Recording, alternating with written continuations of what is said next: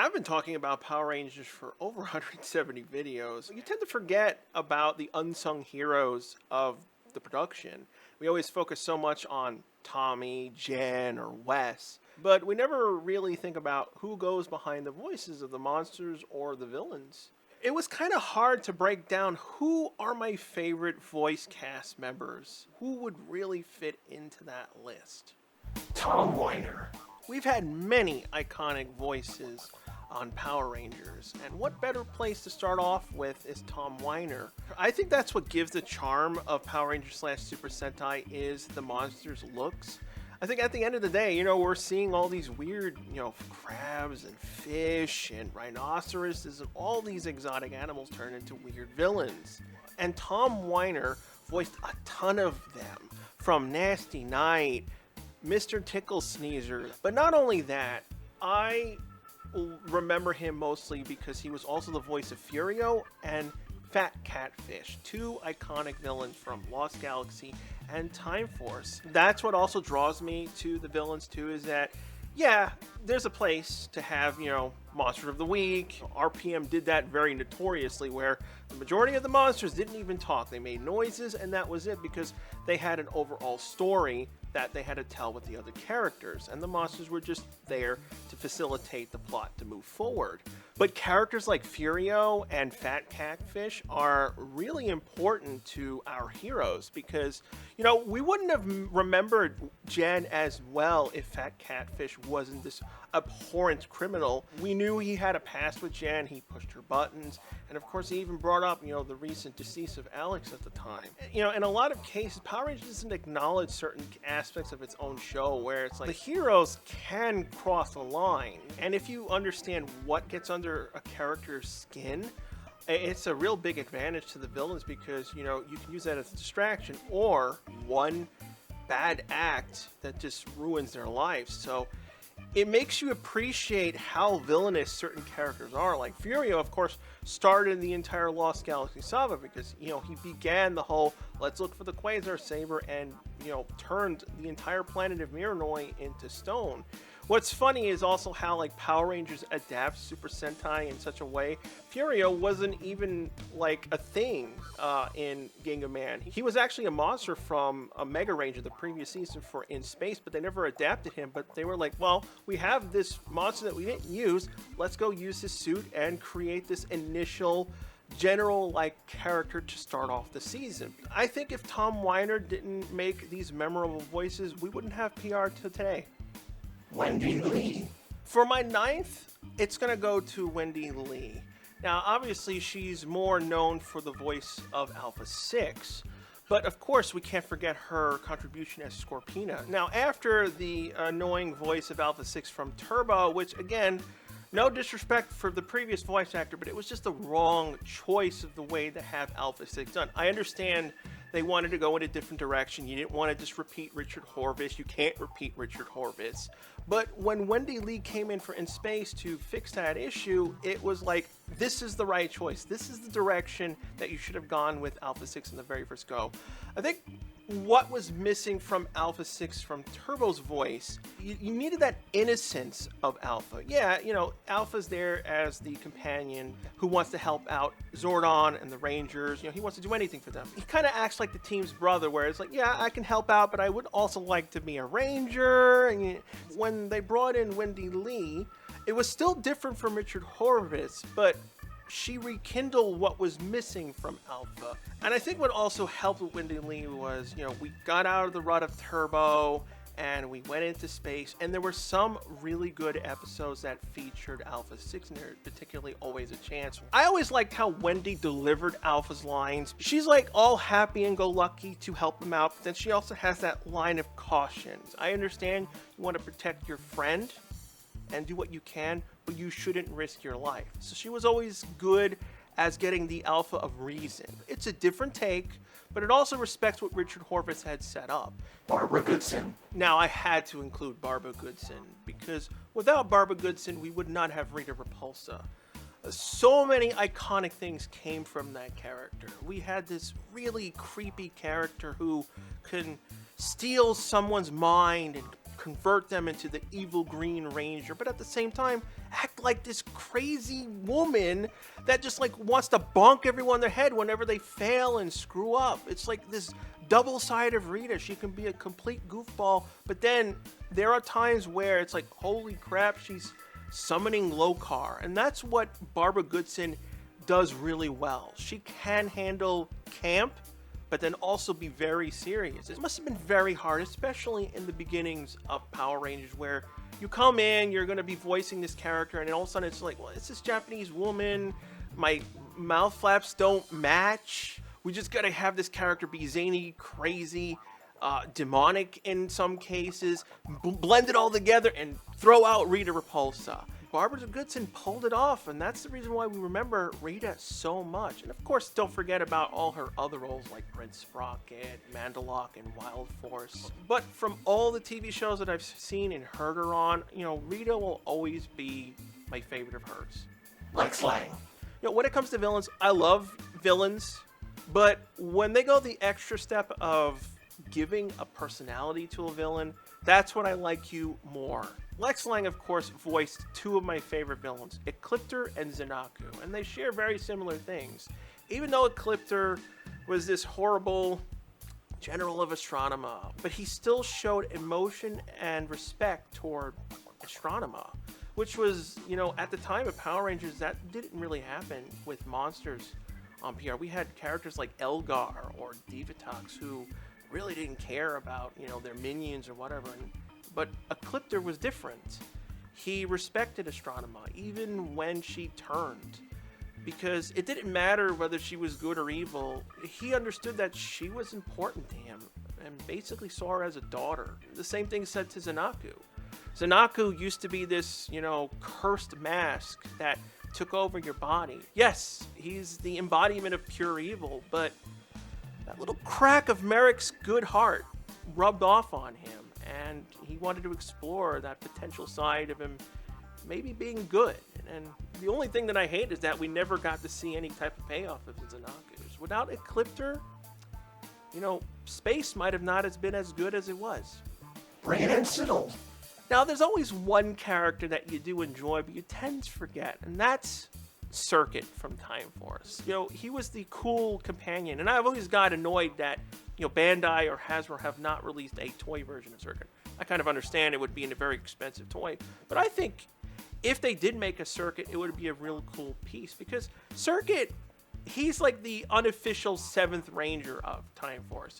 He's extremely important to the story because, you know, he's their only link to the future. And his Circuit always felt like the little brother of the little brother because, you know, Trip was always the little brother of the team, but Circuit was his little brother. He needed someone to actually talk to that he understood. And I think that's what was important to Trip the most. Without Circuit, Trip probably would not have grown. He needed that initial friendship from someone that understood him. All those fun little moments are thanks to Brienne Sindel.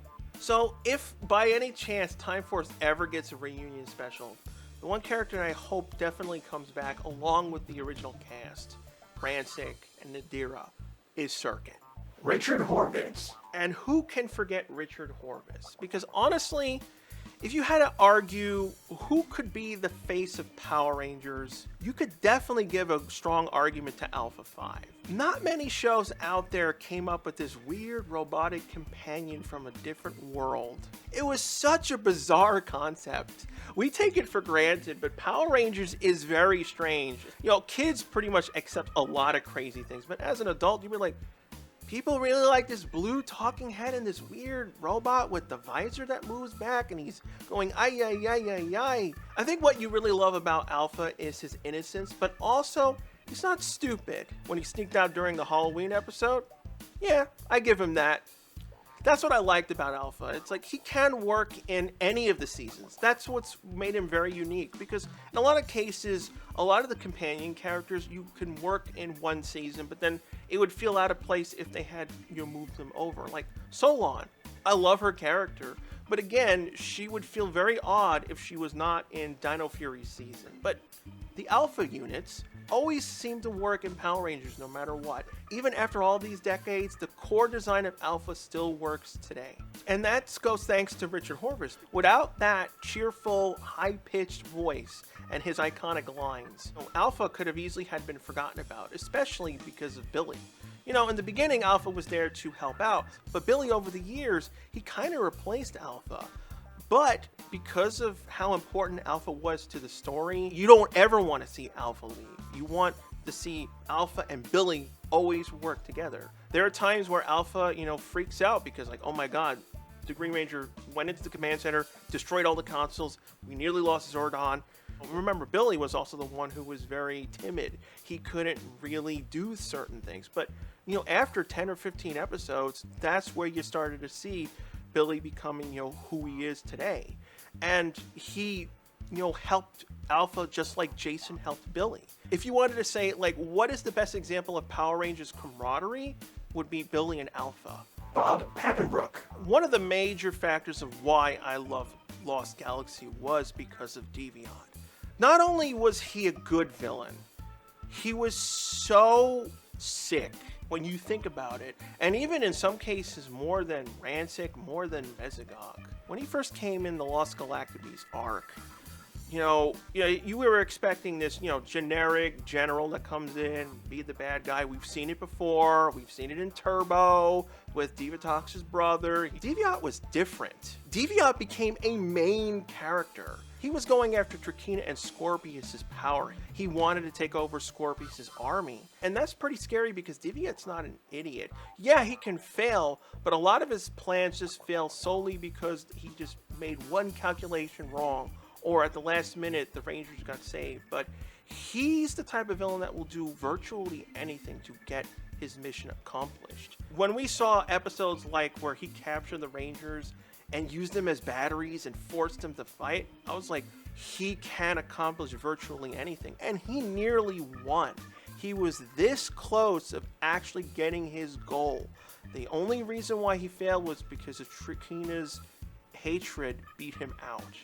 And that's what makes him a very memorable character. And the ironic thing is he also voiced Rito, which was the most dumbest character PR has ever come up with. We have the both sides of PR in one voice actor. Bob Manahan. Now, Bob Manahan is probably no one's surprise. No disrespect for David Fielding. David Fielding, of course, is Zordon. He is the early voice of Zordon. But Bob Manahan's voice of Zordon is the iconic voice. While I liked Fielding's initial voice, he kind of played him a little too more happier, more energetic. And the way Zordon has to be played is more calmer, to the point. His presence is in a more simpler tone. He shows emotions, of course. He cares about the Rangers very much. He doesn't want to see them harmed. But he also has to be he has to be on the lines of, I have to be always prepared. I have to be ready to help out my team. If something goes wrong in the team's dynamic, he must be there to calm it down. Zordon is the core essence of Power Rangers. He's the one who gave the Rangers the rules. And not only that, Bob Manahan handled Zordon's death very well. Andros came up to him and he was like, oh great, I finally found you, Zordon. And he was like, no. This horror has to end, and Zordon understood what he had to do. I think that's what made Zordon's sacrifice extremely powerful, because from the very beginning, we tend to forget that Zordon was this, guy trapped in a time warp. We never really saw his original body. He was trapped in this weird place of time, whether he was in the present, the future, the past, a different dimension, we don't really know. And throughout all these years of being on various Ranger teams, he cared more about Earth, he cared more about his home world, Aquitar, everyone in the galaxy. When it came to a serious situation where Astronema, Divatox, Rita, and every other villain was teaming up and slowly killing everyone on the various planets, he knew he had to do something. Zordon was like, no. He was willing to sacrifice himself with no questions. I think that's what hurts the most. He, above all, is the most unsung hero of the Power Rangers series. And that's why we looked up to Zordon so much. A lot of that power comes from Bob Manahan. Neil Kaplan. Now, some people might not agree with this. Like, how can you have Neil Kaplan above Bob Manahan? He's Zordon. Yes, of course. Zordon is iconic, but so is Diabolico. Now, I've talked about, other characters like Ecliptor, who was like the first villain that kind of turned good near the end of the series. But Diabolico was a very, very unique villain from the very beginning. Yes, of course, he is a villain through and through, but he had this other side of it. Yeah, his ulterior motives was he wanted to, release the demons back on Earth, especially when he used Captain Mitchell to get at his son. But at the same time, he took care of Ryan. Yes, he perverted him and tricked him into being a villain, but there was still a respect there, an honor, a parent, and it confused the audience all over the place. You didn't know how you had to feel because one minute he's trying to release Queen Banshira, attempting to kill the Rangers and wipe everyone out with tsunami waves or destroy the Aqua Base. All these horrific things, but also you see him comfort Ryan. It's a very odd conundrum that we went through with Lightspeed Rescue, and that's the reason why I consider it one of the best seasons out there. It wasn't black and white. There was that form of gray. And, it also grew Captain Mitchell's character. Like I've said, Captain Mitchell's character was one of my favorite mentor roles because he had that storyline with Diabolico. They were tied to each other. He acted the way he acted toward Carter because of what happened to Ryan. That's the reason why he was so hard on Carter when he screwed up and nearly got that place blown up. So that's the reason why I loved Neil Kaplan. He can do such a conniving role, but also have that little spark of good, even in the most evilest characters. The voices of Power Rangers are very important. Without the voice cast, we would not have these powerful villains and heroes out there. There's so many voice actors on Power Rangers, and one list would not be enough with that. So next week, I'm going to be focusing on the New Zealand voice actors next. If you have a suggestion on what topic you'd like me to cover, leave a comment down below. I may use it in the next video.